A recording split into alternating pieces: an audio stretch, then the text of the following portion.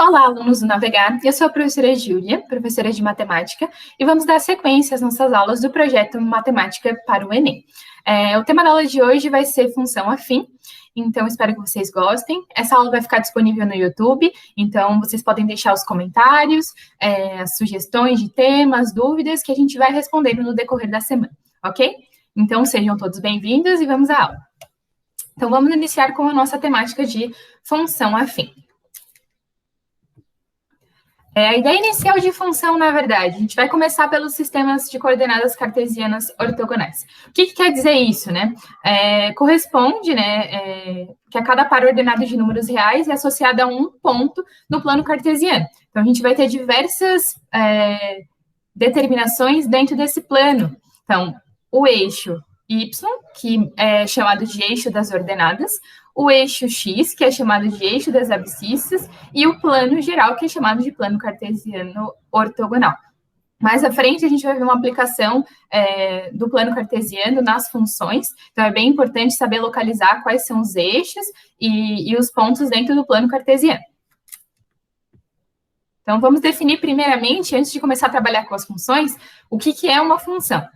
É uma relação entre dois ou mais conjuntos, que vão ser estabelecidos uma regra, ou seja, uma lei da função, ou lei da formação. Vocês podem encontrar esses dois tipos de nome. A gente tem aqui um exemplo que é bem simples no nosso dia a dia, que a gente pode identificar a função. Não só essa, mas vários outros exemplos. Então, eu trouxe aqui um que é mais recorrente no nosso cotidiano.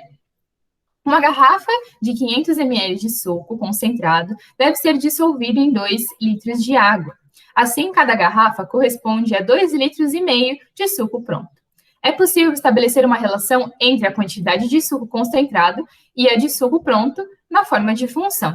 Então, mais à frente, a gente vai determinar como é que essa situação do nosso dia a dia, que é um preparo de um suco, pode virar uma função, um gráfico. Que é isso que a gente vai aplicar no plano cartesiano que vimos anteriormente. Então, vamos lá. O número é o mesmo, né? Então, a gente vai ter quatro momentos, né? Com uma garrafa de suco concentrado, 2 garrafas, 3 garrafas e 4 garrafas. Num sentido mais intuitivo, sem pensar em função, em lei da função, a gente vai pensar da seguinte forma. Se uma garrafa de suco produz 2,5 litros de suco pronto, né? 2 garrafas vai acabar sendo o dobro. Então, eu vou somar 2,5 litros ou multiplicar esses 2,5 litros por 2. Então, o primeiro ponto já está aqui, né? Localizado no nosso plano cartesiano, que é o ponto que está ali concentrado, que na verdade é quando a gente não utiliza nada, né? Que é o 0 e 0. Quando você não utiliza nenhuma garrafa de suco, você não vai gerar suco pronto, né? Então, vamos ao primeiro ponto, certo? Primeiro ponto aqui é 2,5 litros de suco, que é nosso eixo Y, e a quantidade de garrafas que eu utilizei, que foi uma garrafa. Ah, professora, como é que eu sei qual é o eixo X e qual é o eixo Y? Mais à frente, a gente vai ver a definição dos eixos, mas você vai sempre perceber uma grandeza controlada e uma observada. A controlada é a que você consegue determinar, então você inicia, né? E a observada é o resultado daquilo. Então, se eu determino o número de garrafas, é o que a gente está controlando. Então, eu estou determinando uma garrafa, 2 garrafas de suco, e essa garrafa, ela está sendo gerada, né? O suco total está sendo gerado. Então, a gente está observando o impacto da grandeza controlada. Certo? Esse é nosso primeiro ponto, já está aqui. Então, uma garrafa de suco gera 2,5 litros de suco pronto. Como eu disse anteriormente, é só a gente realmente multiplicar por 2. É bem intuitivo esse exemplo. Então, 2 vezes 2,5 litros, 5 litros. Então, se eu usar 2 garrafas de suco concentrado, eu vou obter 5 litros de suco pronto. Mesma coisa, 2 garrafas gerando 5 litros de suco pronto. E agora a gente vai para a terceira garrafa. É a mesma coisa. Então, eu vou 2,5 mais 2,5 mais 2,5, ou 2,5 vezes 3, vai gerar 7,5, ou seja, 7 litros e meio de suco pronto a partir de 3 garrafas. Então, novamente, eu vou transpor esse novo valor no nosso plano cartesiano. Então, 3 garrafas gerando 7 litros e meio de suco. E por último, né, a gente vai ter aqui no nosso exemplo 4 garrafas de suco concentrado que vão gerar 4 vezes a quantidade inicial, né? 4 vezes 2,5 litros. Então, a gente tem 10 litros de suco pronto. Mesma coisa, a quantidade de garrafas que a gente utilizou, a gente foi e multiplicou pela quantidade de suco pronto da primeira unidade. Isso gerou uma função. O gráfico está aqui do ladinho, né? Uma reta, vocês podem perceber que essa é a primeira determinação que a gente vai ver hoje. E a lei da função, nesse caso, foi f de x, né? Que é a função que a gente está observando em relação a x, que resulta em 2,5 vezes o x. Então, esse x é a quantidade de garrafas que a gente utiliza, e o y, ou f de x, é a quantidade de suco pronto. Então, tendo essa ideia inicial de função e como é que a gente obtém um gráfico, enfim, a partir de pontos, que foi o que a gente viu no plano cartesiano, a gente também pode determinar o que é um domínio, contradomínio e imagem, que são 3 conceitos muito importantes para algumas temáticas dentro do Enem e que fazem total diferença para responder as perguntas. Então, vamos lá. Como eu tinha dito antes, a gente tem ali, eu falei da grandeza observada e controlada, o x é a nossa variável independente da função, ou seja, a gente vai inserir os dados para poder obter o valor de y, que é a variável dependente. Então, na verdade, a gente pode atribuir qualquer valor ali, igual a gente fez com a questão do suco, para o x, que vai gerar, de acordo com a lei da função, o valor de y. Por isso que ele é dependente, né? Ele é o valor dependente da função. E agora os 3 conceitos principais, né? Que é o domínio da função, que na verdade é um conjunto de valores, né? Que eu posso atribuir para x, que a função será possível. Então, naquela nossa função era mais tranquilo de atribuir valores para x. Mas, por exemplo, a gente não atribuía valores decimais, já que a gente estava trabalhando com garrafas de suco, né? Então, esse domínio, no nosso caso, é só de números naturais, né? O contradomínio é o conjunto B, ou seja, os valores possíveis de y. Aqui em cima a gente tem a determinação do A e do B, né? Que é função de A em B, ou de x em y, né? Ou f de x, tanto faz. O contradomínio vai ser os valores possíveis para y, dentro daquela lei da função determinada. E a imagem, que muita gente confunde com o contradomínio, que acha que a imagem é o contradomínio, são coisas realmente distintas. A imagem, na verdade, são os valores que a gente utiliza naquela função. Então, a gente tem um grande grupo de valores, né, que eu posso atribuir para y, e os valores que a gente utiliza naquela função. Por exemplo, vou voltar aqui no nosso exemplo da garrafa, eu poderia ter usado de 0 a 1 milhão, por exemplo. Então, esse seria o nosso contradomínio, digamos assim. Só que a nossa imagem foi só os valores que eu utilizei, né? Só os valores que estava aqui representado. Nessa função, como ela é infinita, a gente não pode dizer que é só o 1, 2, 3, 4 que a gente utilizou, né? Então, o domínio ali, o contradomínio, o domínio e a imagem, a gente vai determinar a partir daquele nosso exemplo. O domínio da nossa função ali, a função de x em relação a x, ele vai ser todos os números reais. Ou seja, ali dentro daqueles valores, a gente vai usar vários valores, né? De acordo com o gráfico. Se a gente fosse utilizar realmente de acordo com a situação, aí seria só os naturais. Mas como a gente estava analisando só o gráfico, então eu vou atribuir reais. Por quê? Porque ele está pegando todos os valores positivos, negativos, decimais, todos os valores possíveis a gente está utilizando. Quando isso acontece, é por isso que o domínio é o conjunto dos reais. Já o contradomínio também são os conjuntos dos reais. Como eu disse, nesse gráfico aí, nesse exemplo, a nossa função é infinita. Então, eu vou pegar todos os valores positivos, negativos, decimais, enfim, todos os valores possíveis. E a imagem, consequentemente, pelo nosso gráfico ser infinito, ele acaba também pegando os reais. Se eu determinasse que o gráfico fosse de 0 a 10, como foi ali no nosso caso do suco, a nossa imagem seria de 0 a 10, não reais, certo? Agora vamos para a função afim. A função afim nada mais é, ela é um tipo de função, né? Ou a função polinomial do primeiro grau, que estabelece uma relação entre a variável dependente e a independente por um polinômio de primeiro grau. Então, ele tem sempre um jeitinho específico de ser apresentado, a gente diz assim, a fórmula genérica, que é f de x igual a ax mais b. Então, a gente depois vai ver o que é esse a e o que é esse b, mas, a princípio, essa é a primeira forma genérica que a gente vai ver sobre função afim. Então, essa é a mais comum e a que a gente vai trabalhar a partir de agora. Depois que a gente tem essa lei da função, né, toda lei da função vai gerar um gráfico, como a gente viu anteriormente. Esse gráfico, ele de função afim, sempre será uma reta. Então, o anterior que a gente fez também era função afim, era uma reta. Então, isso é uma característica muito comum, né? Todos os gráficos são de primeiro grau, são retas. Então, a gente vai ver alguns exemplos aqui. Eu vou deixar depois na descrição aqui do vídeo um link para vocês acessarem e brincarem realmente colocarem as funções para ver os gráficos e estudar um pouco mais sobre as funções afim, né?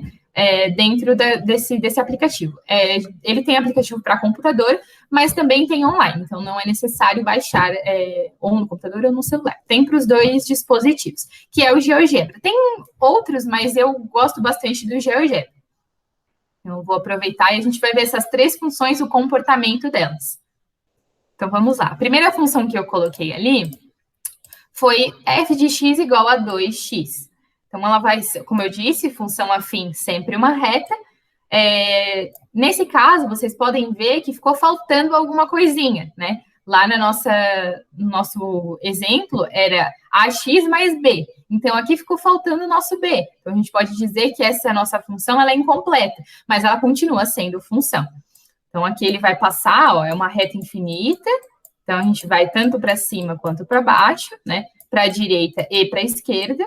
Então, nesse nosso caso, a gente também consegue determinar domínio, contradomínio e imagem. Então, o nosso domínio também vão ser os valores reais, porque você vai utilizar valores positivos, negativos, inteiros, enfim, decimais, todos os valores. Então, o nosso domínio é reais. O contradomínio também é reais, porque tem o conjunto todo da nossa função. E os valores utilizados, ou a imagem, também são os valores reais, já que a nossa função é infinita. Estou tirando aqui o zoom e ela não para de aparecer. Então, isso é um dos indícios que nosso conjunto imagem também é o conjunto dos reais. Note que essa função aqui, ela passa pela origem. Mais para frente, a origem é o ponto 00, né, aqui no meio. Mais para frente, a gente vai ver um pouco mais sobre essas determinações, mas notem isso mesmo, que essa função aqui, incompleta, que não tem o b, ele passa pela origem. Agora eu vou apresentar a outra função, que era menos x mais 1. Essa, ao invés de ser virada para a direita, é virada para a esquerda. Mais à frente, a gente também vai ver por que ela é assim. Mas ela também está passando ali bem bonitinho. O nosso domínio continua sendo reais, contradomínio reais, e a imagem também reais. Pela mesma justificativa do outro exemplo. E o último exemplo é 4x mais 5. Se a gente der um zoom aqui, percebem que agora ela não passa mais na origem, né? Ela vai cortar ali o eixo y em 5. Então, isso aqui é bem importante a gente notar nessa função. 4x mais 5 corta o y em 5. Domínio também reais, contradomínio também reais e imagem também reais nesses três casos, tá? No Enem, vocês não costumam ver muitas questões para determinação de domínio e imagem, mais situações, problemas em cima desse conceito. Mas é importante também saber para outros vestibulares e outras provas que vocês possam vir a fazer mesmo. Agora, a gente vai analisar um pouco sobre os termos dessa nossa função. Então, como eu tinha dito, nossa função genérica, né, é f de x igual a ax mais b. Então, o f de x, ou y, né, o valor de y, são os valores, né, de y, como eu já tinha dito, que é da variável dependente, ou seja, é a que vai surtir aquele efeito quando a gente substituir ali o valor de x.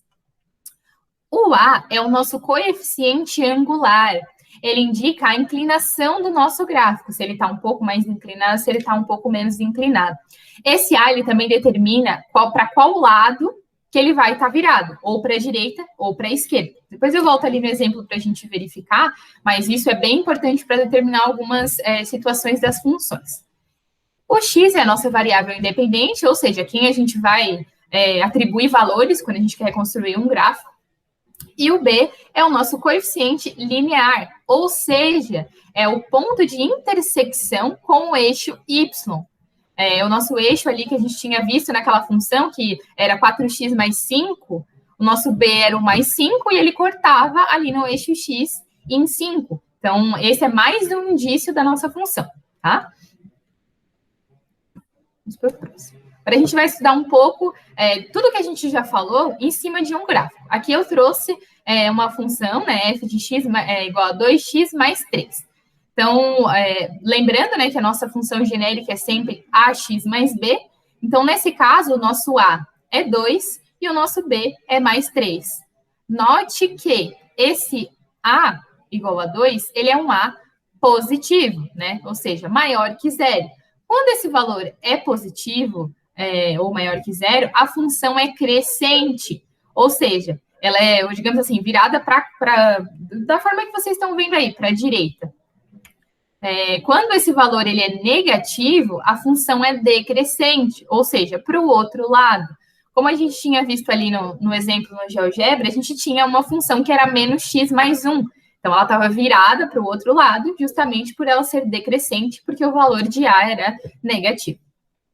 A gente também consegue identificar o nosso zero da função. O que é esse zero da função? É onde nossa função vai interceptar o eixo x. Então, para interceptar o eixo y, seria o b, que ele vai cortar aqui no 3. E para interceptar o eixo x, seria aqui, né? O nosso zero da função. Como é que eu descubro o zero da função? Eu vou pegar essa função que a gente tem e igualar a zero. Então, 2x mais 3 igual a zero. Lembrando lá dos nossos conteúdos introdutórios de equação do primeiro grau, a gente vai deixar para um lado o que é letra e para o outro lado o que é número. Então, mandar esse mais 3 para o outro lado, então vai ficar menos 3, 2x igual a menos 3. Aí, agora, a gente vai tentar isolar ao máximo, né, o valor de x para chegar no valor correto. Então, esse 2, como ele está multiplicando, ele vai passar para o outro lado, dividindo. Então, menos 3 sobre 2. Esse é o valor que vai ser cortado o eixo x nessa função. Então, aqui, menos 3 sobre 2, próximo do menos 2, né? Então, ele vai estar aqui bem cortadinho aqui, bem bonitinho. Vou fazer aqui os pontinhos, ó. Ele vai estar cortado aqui, então aqui é o nosso menos 3 sobre 2, 3 meios, e aqui o nosso valor de b, que é igual a 3. Então, sempre assim, quando você chega de cara com uma função, você pode, logo olhando para ela, você pode determinar algumas coisas, como se a função é crescente ou não, o zero da função, o ponto que intercepta o eixo y, isso logo de cara sem fazer nenhum esforço, digamos assim. Só o zero da função que teria que fazer a conta que a gente fez, né? Igualar a função a zero. Mas, de qualquer forma, na hora que você bate o olho para a função, você já consegue tirar várias informações delas. E isso facilita muito na hora de resolver algum exercício no Enem, até por conta do tempo mais curto, enfim. Então, essas dicas que a gente tem são muito importantes para chegar na resposta certa na hora de resolver a questão. Então, agora a gente vai um pouco para os exercícios, né? Aplicar tudo isso que a gente viu de acordo com na função afim, né? De acordo com os exercícios que eu trouxe. Eu fiz uma pesquisa ali dentro do Enem, né? Dos exercícios, e esse realmente é um tema bem recorrente, e todos eles trazem bem esse viés, o gráfico, e normalmente se pede a lei da função. Então, a gente vai ver 3 exercícios hoje, resolvê-los. Tá? Se você tiver algum exercício que você não conseguiu resolver ou ficou com alguma dúvida, pode deixar aí nos comentários, que a gente vai interagir aqui. E vamos lá. Então, esse aqui, primeiro. Uma indústria automobilística está testando um novo modelo de carro.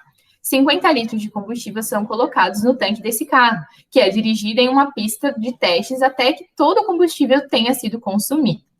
O segmento de reta, no gráfico, mostra o resultado desse teste, no qual a quantidade de combustível do tanque é indicada no eixo Y, na vertical, e a distância percorrida pelo automóvel é indicada pelo eixo X, horizontal, ou seja, eixo das abscissas e eixos da ordenada, né? Abscissas X e ordenadas Y.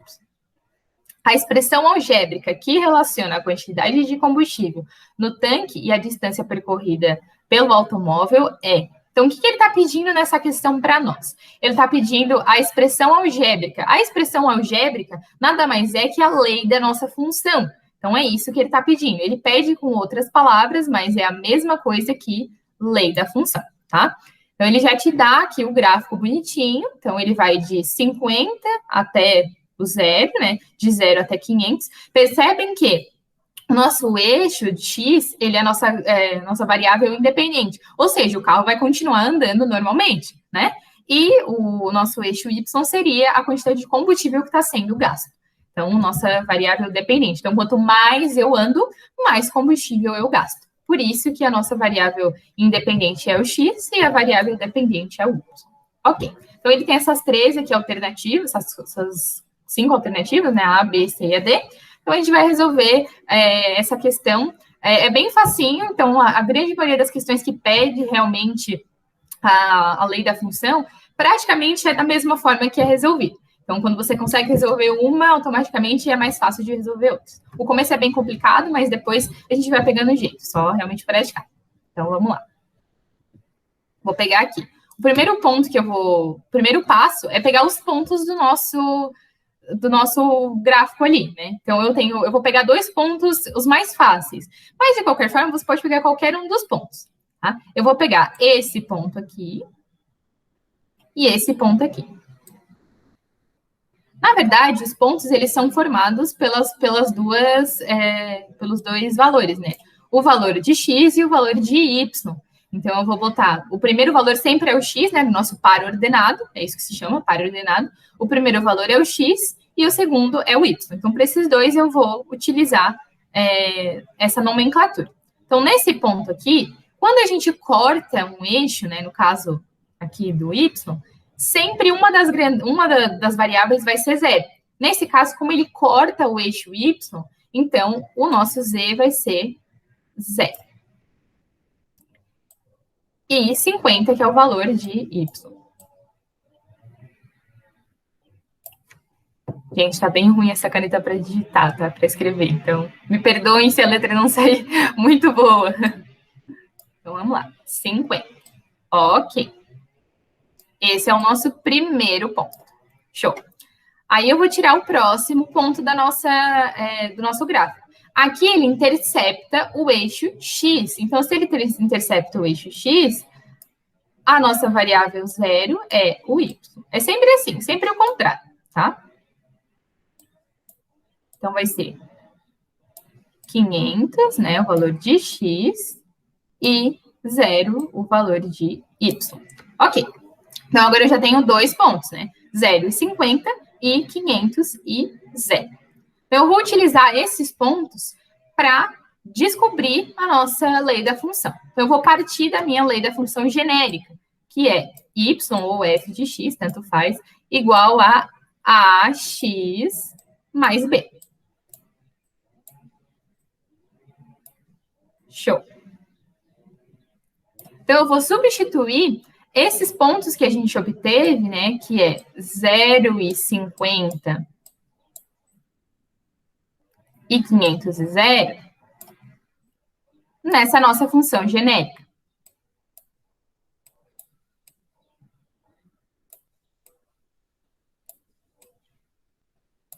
Ok.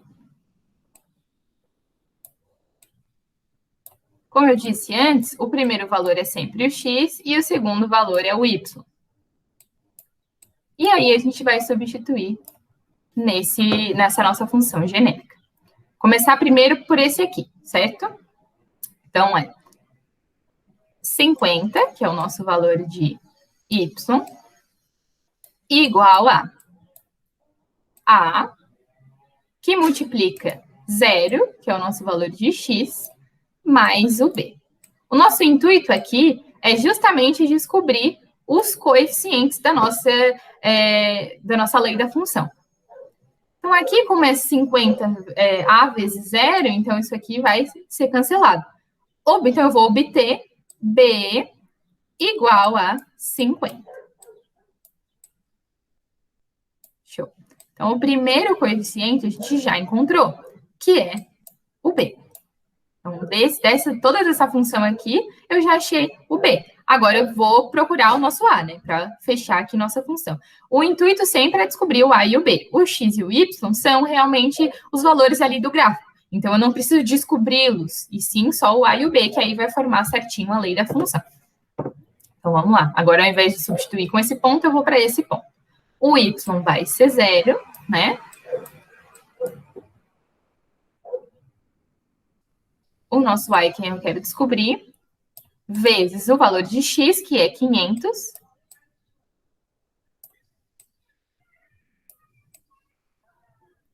mais o b. O b a gente já descobriu, que é 50, então eu posso colocar aqui. Ok. Show. Agora, o nosso intuito, lembrando lá de equação do primeiro grau, é deixar para um lado letra e para o outro lado número. Então, esse 500 vezes A eu vou deixar para um lado e esse 50 eu vou mandar para o outro lado. Quando a gente manda para o outro lado, a gente vai trocar o sinal desse número. Então, se ele é positivo, ele vai para o outro lado, menos 50. Igual a 500A. Mais uma vez, o nosso intuito é deixar o A realmente isolado para que obtemos o valor D. Então, só que ele está junto com esse 500. Então, esse 500, ele está multiplicando esse A e ele vai passar para o outro lado dividindo, certo? Então, eu vou ter menos 50 dividido por 500 igual a... Aqui eu posso cancelar esse 0 com esse 0 e simplificar a parte de cima e a parte de baixo por 5. Então, eu vou obter simplificar por 5 e por 5. Tanto a parte de cima quanto a parte de baixo. Porque para nós é mais interessante deixar em fração do que em número decimal. Então, aqui a gente vai ter 1 sobre 10. Ou 0,1, tanto faz. Mas para nós é mais interessante deixar em número decimal. Ótimo, já descobri o B e já descobri o A. Então, eu consigo chegar na nossa lei da função. Vou trocar aqui de cor. Eu acho que vai ficar melhor. Y, que é quem a gente...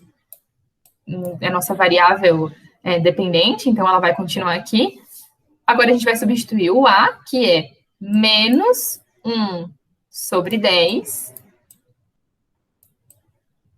que multiplica o x, que é a nossa variável independente, mais o b, que é 50.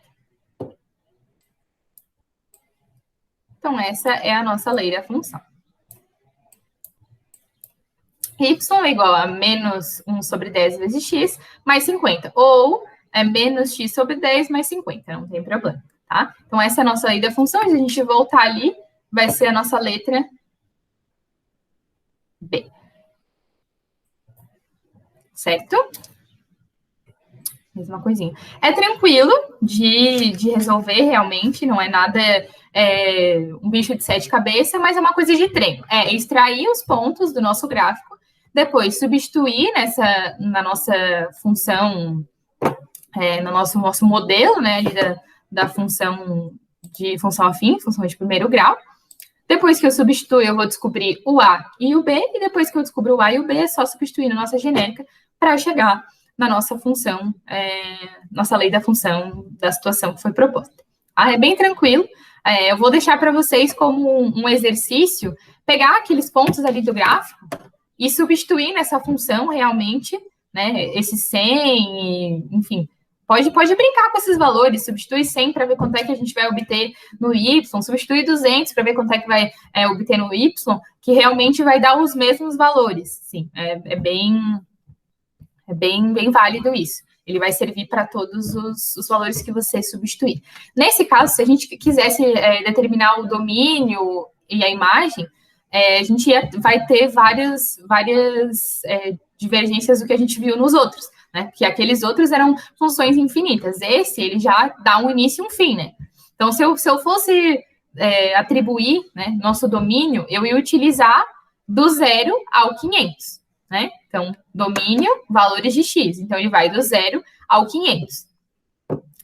Nesse caso, né, o nosso contradomínio também vai ser igual à nossa imagem, já que eu vou usar os valores que eu tenho para a nossa função são os mesmos valores que eu vou utilizar. Então, ele vai de 50 até 0. Eu não vou usar nenhum valor mais que 50 e nenhum valor menos que 50. Nesse caso. É claro que a lei da função, se você atribuir qualquer valor, ele vai gerar qualquer valor. Mas olhando para o gráfico, né, que o gráfico vai delimitar essas questões, essa seria a situação. Então, vamos para o próximo exemplo. Questão 2. Em um mês, uma loja de eletrônicos começa a obter lucro já na primeira semana. O gráfico representa o lucro, L, dessa loja desde o início do mês até o dia 20. Mas esse comportamento se estende até o último dia, o dia 30. A representação algébrica do lucro em função do tempo t é... Então, mais um exercício que a gente tem para descobrir a representação algébrica ou a nossa lei da função, que é a mesma coisa. Então, ele tem várias aqui, as opções, e ele te dá o gráfico novamente. Primeiro passo sempre é tirar os dados do gráfico, ou seja, os nossos pontos. Você nunca vai conseguir atribuir uma lei da função, descobrir uma lei da função sem ter pelo menos 2 pontos. Se tiver 3, 4, é mais tranquilo, consegue fazer bem tranquilo. Mas o mínimo de pontos que eu preciso são 2, até porque eu preciso descobrir duas letras, né? Eu preciso descobrir a A e o A e o B, os 2 coeficientes. Show. Vou trocar aqui de cor, porque senão não vai aparecer. Eu sempre pego os extremos. Tenta sempre procurar os pontos que vai ter alguma coisa de 0, que aí é mais fácil ainda de descobrir o A e o B. Então, eu vou pegar esse ponto aqui, né? Que é o que vai interceptar o eixo Y, que é 0 e menos 1000, né? Menos 1000. Ok. E aquele ponto lá em cima, que é o único valor que ele dá. Ou esse aqui, tanto faz. Pode ser qualquer um dos dois. Pode até utilizar esse aqui ou lá de cima. Vou pegar esse aqui para ver se a gente consegue fazer. Mas aquele ali também dá certo, sem problema nenhum. Esse aqui, ó, ele intercepta o nosso eixo X. Então, eu vou ter 5 e 0. Sempre assim, ó. Quando intercepta algum eixo, o outro eixo tem que ser 0, o valor, né? Então, se intercepta o eixo Y, o nosso X é 0. Se intercepta o eixo X, o Y é 0. Então, eu tenho 2 pontos, né? 5 e 0 e 0 e 1000. Vamos para o próximo. Anotar aqui. Vou partir realmente da nossa função genérica. Y igual a AX mais B. A partir dos 2 pontos que a gente tem, que é 5 e 0 e 0 e menos meio. Sempre trabalhando com o par ordenado, tá? Mais uma vez. O primeiro valor é o X e o segundo valor é o Y. Ui, foi demais. Então, vamos lá. Vou começar por esse aqui, ó. O nosso Y é 0 igual a A é quem a gente quer descobrir, né? Vezes o nosso X, que é 5 mais B. Ó, ok. Então, eu quero descobrir, né, o valor de A e de B. Aí, aqui eu não consigo descobrir direto. Então, eu vou deixar bem certinho. Eu vou deixar para um lado B e outro lado A. Ou eu posso até deixar assim e depois só substituir. Vou deixar assim, então. Vamos lá. Agora, eu vou substituir os outros valores na nossa função genérica também. O nosso y, ele vai ser menos 1.000.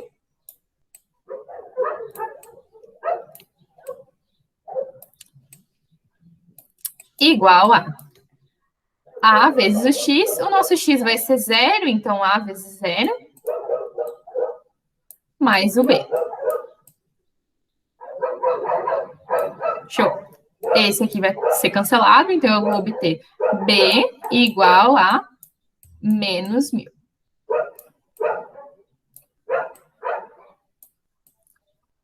Ok, então esse é o valor do nosso b. Agora eu vou voltar aqui nessa expressão e substituir esse valor de b para descobrir o valor de a. Então vamos lá. 0 igual a... Vou botar 5a já, para deixar o número primeiro. Menos... Era mais, só que mais com menos, né? 1.000. Show. Agora eu preciso isolar o nosso a. Primeira coisa, deixo o que é número para um lado e o que é letra para o outro. Vou mandar esse 1.000 lá para o outro lado para ele ficar positivo. Então, eu vou ter 1.000 igual a 5a. Esse a tem que ficar sozinho. O 5 está multiplicando, vou mandar o 5 dividindo. Então, eu vou ter 1.000 dividido por 5. Igual a... Ok. 1.000 dividido por 5 é a mesma coisa que eu dividir 10 por 5 e depois só acrescentar os dois zeros. Então, vai dar 200. Então, a igual a 200. Agora, eu já consigo gerar minha função, minha lei da função. Eu já tenho o a e o b.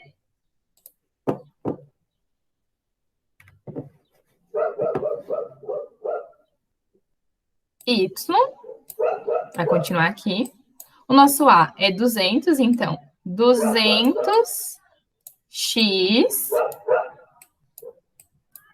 menos o 1.000 é a nossa lei da função. Certo? Vamos voltar aqui. Então, a gente tem aqui, ó. Eu usei x, mas ele está falando em função de t, né? Então, na verdade, seria f de t, né? Isso não importa, tá? Na hora de resolver o exercício. Só tem que ficar atento para 200t menos 1.000. A mesma coisinha. Letra D, né? Então, é bem isso ali. Extrai os pontos do nosso gráfico. Depois que extrair os pontos, aí a gente vai substituir na função genérica. O movimento é o mesmo que a gente viu na outra questão. É a mesma coisa, só vai mudar os valores. Eu poderia ter pego esse ponto aqui, né? O 23.000. Mas como o valor é muito grande, às vezes fica desnecessário você utilizar valores muito grandes. Você tem um número mais fácil para utilizar e menor, e que vai te dar menos trabalho para dividir, acaba sendo mais fácil utilizar o menor. Sempre procura coordenadas que tem uma das suas variáveis facilita muito o cálculo, vai muito mais rápido e a chance de você errar é bem menor. Então, uma dica que eu posso dar é sempre procurar, em função afim, né, nos gráficos, as coordenadas que tem uma das variáveis Então, vamos para o nosso último exercício da aula de hoje, que esse é um exercício diferente dos outros dois, quis trazer um mais de observação para a gente poder analisar uma função, certo? Um gráfico de função. Uma pesquisa da ONU estima que, já em 2008, pela primeira vez na história das civilizações, a maioria das pessoas viverá na zona urbana, o que já é verdade, né, gente? O gráfico a seguir mostra o crescimento da população urbana desde 1950, quando essa população era de 700 milhões de pessoas. Comparada hoje, e apresenta uma previsão para 2030 baseada em crescimento linear no período de 2008 a 2030.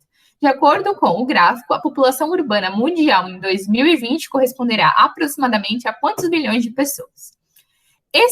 essa questão aqui, não necessariamente ela precisa ser feita a nossa lei da função. Você até poderia fazer a lei da função e pegar os valores para atribuir ali em 2020. Mas como a gente está mexendo com datas, a gente consegue fazer uma análise só do próprio gráfico. Então, a gente tem ali 4 bilhões, né? 4,1 bilhões, 4,15, 4,25, 4,50.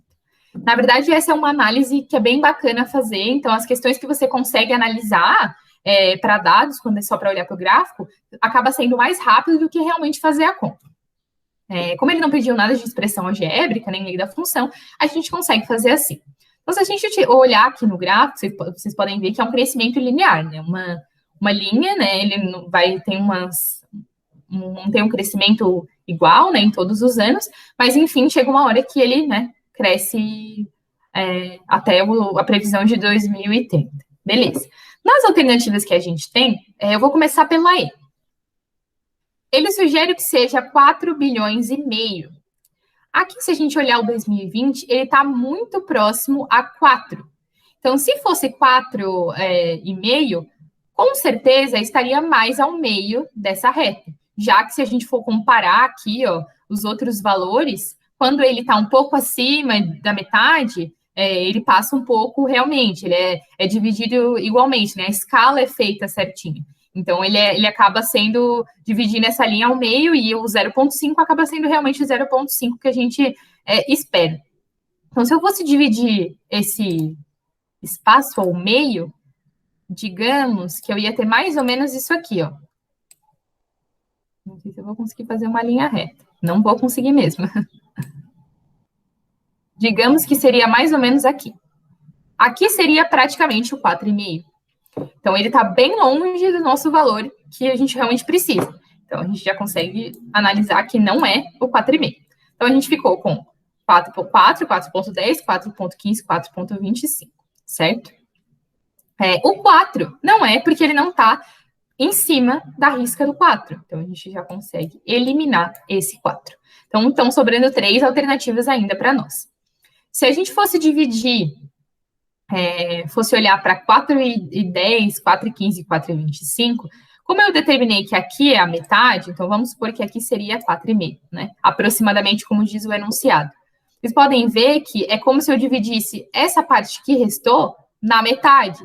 Então, é como se eu dividisse essa linha toda em 4 partes iguais. Então, se eu dividir 4 partes iguais, eu vou ter praticamente 0,25 em cada uma das partes. Então, 0,25, 0,25, meio. 0,25, 0,75, né? Mais 0,75, mais o restante vai dar 1, que é a amplitude aqui, de 4 a 5. Então, é como se eu dividisse esse espacinho, né? Esse de 4 a 5 em 4 partes iguais, e cada uma delas fosse 0,25. Então, vocês podem ver que ele vai bater bem certinho nesse 0,25. Tá, mas, professora, como é que você tem certeza que é 0,25? Se você analisar pelas outras linhas, ó, aqui ele vai estar bem na metade. Eu não vou conseguir fazer uma linha reta, mas ele vai estar bem na metade. Aqui ele vai estar bem próximo, ele vai estar um pouco acima do que a gente está falando. Então, se você analisar todos os valores aqui embaixo, a questão da escala, você vai ver que o 0,10 já não ia ser, porque, ó, vamos botar um exemplo, que aqui, ó, ele está bem próximo a 1 e é 1,3. Então, se fosse o bem próximo fosse 10, fosse 0,10, já não seria esse tipo de escala. Então, modificaria a escala mais uma vez. Então, a gente já consegue eliminar o 4,10. Essa distância aqui entre o 1 e o 1,3, ela é pequena tanto quanto a do 4 ao valor que a gente quer, né? Que é esse pontinho aqui.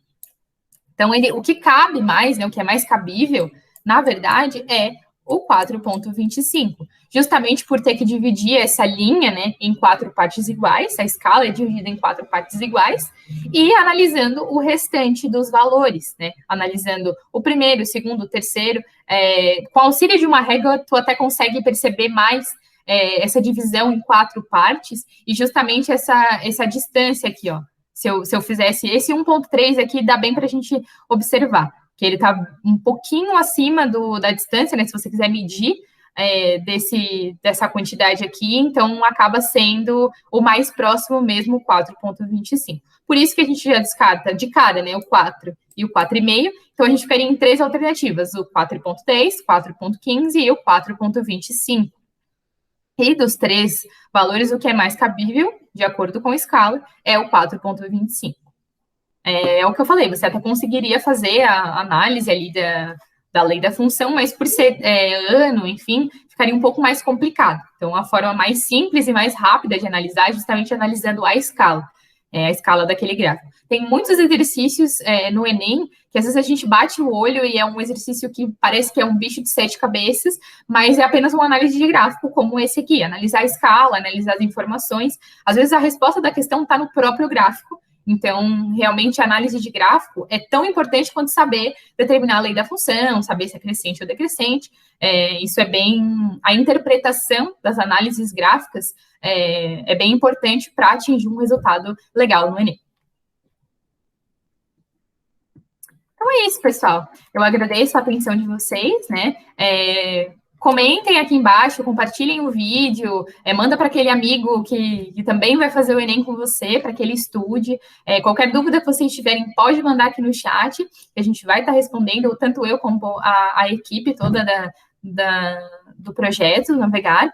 É um prazer realmente fazer isso para vocês. Estamos dedicando bastante para todas as pessoas que entram em contato conosco. É bem bacana ver o agradecimento de todos. Espero que essa nova ação ajude vocês. Eu também deixei o meu e-mail aí para caso alguma dúvida vocês podem mandar também, tanto no Instagram do Navegar, nas redes sociais do Navegar, do nosso cursinho voluntário. É bem legal, a gente consegue responder todo mundo à medida do possível, né? Todas as dúvidas, estamos sempre fazendo o nosso melhor para atender a todos e tirar as dúvidas de todos. Então, agradeço a todos mais uma vez pela aula, e qualquer dúvida é só entrar em contato conosco, tá bom? Muito obrigada, viu? E ótimos estudos que a gente vai arrasar no Enem.